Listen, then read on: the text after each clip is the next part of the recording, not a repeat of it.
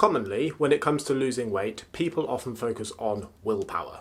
You just need to want it more. Gaining weight is a lack of willpower. I don't like this for many reasons. One of these is it kind of paints the idea of a willpower deficiency. People either have it or they don't. You know, a false dichotomy. The thing is, food psychology is extremely complicated, and many factors can make someone more or less inclined to eat regardless of their individual genetic predisposition. We'll give you some examples of things that alter food behavior. They can nudge you toward making different food decisions. You are more inclined to eat food that's right in front of you. For example, one study tested the impact of placing both popcorns and apples within arm's reach or 2 meters away. It found that the intake of whichever food was kept closer to you went up significantly, concluding that you could reduce your calorie intake just by keeping preferred lower calorie foods closer to you. This has been shown in other research with shorter distance discrepancies. When a bowl of M&Ms was placed either 20 or 70 centimeters away from subjects, more of them snacked when the bowl was closer. Also, whether or not you can see a food can potentially play a role in its consumption. One study tested proximity and visibility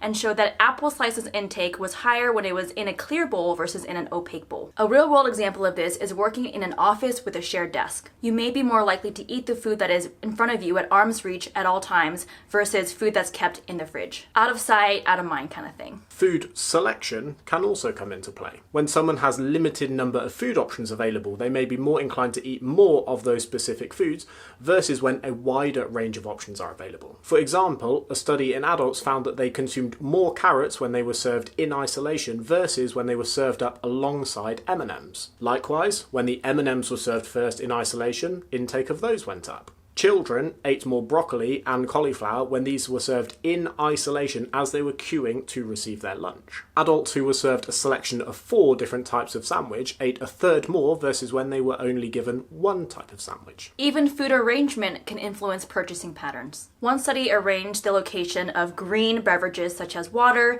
diet drinks, and low-fat dairy drinks so they were at eye level and in more conveniently located refrigerators. Consumption of these beverages went up while that of the red sugary drinks went down. Alternatively, how many times have we found that one of our favourite foods has got mouldy in the fridge simply because we stuck it behind other items and we couldn't see it? As a personal example, I put my creatine tub on top of the coffee machine as a visible reminder to always take it. If I put it away in a cupboard, I'm far more likely to forget. Generally speaking, the easier it is for you to eat something, the greater likelihood it is that you will eat it. One study manipulated sandwich choice by making healthier options easier to order and unhealthier options harder to order by putting them on a separate menu or making people write down their requests. Using these convenience manipulations, choices of the healthier sandwiches were higher than the unhealthier sandwiches. Review papers have also concluded that altering the availability and proximity of foods could nudge people towards making healthier choices.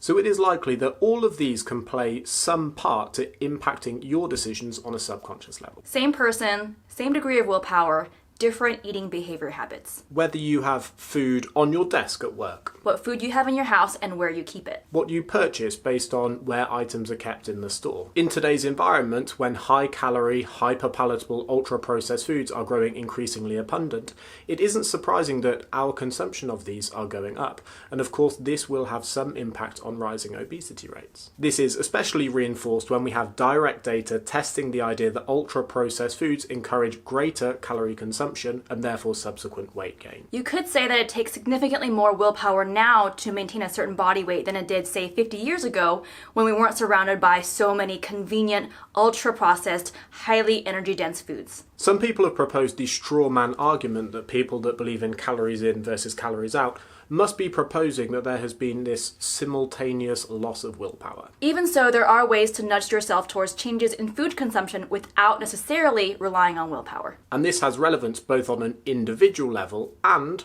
on a population level. Just something for you to think about when it comes to your own nutrition habits.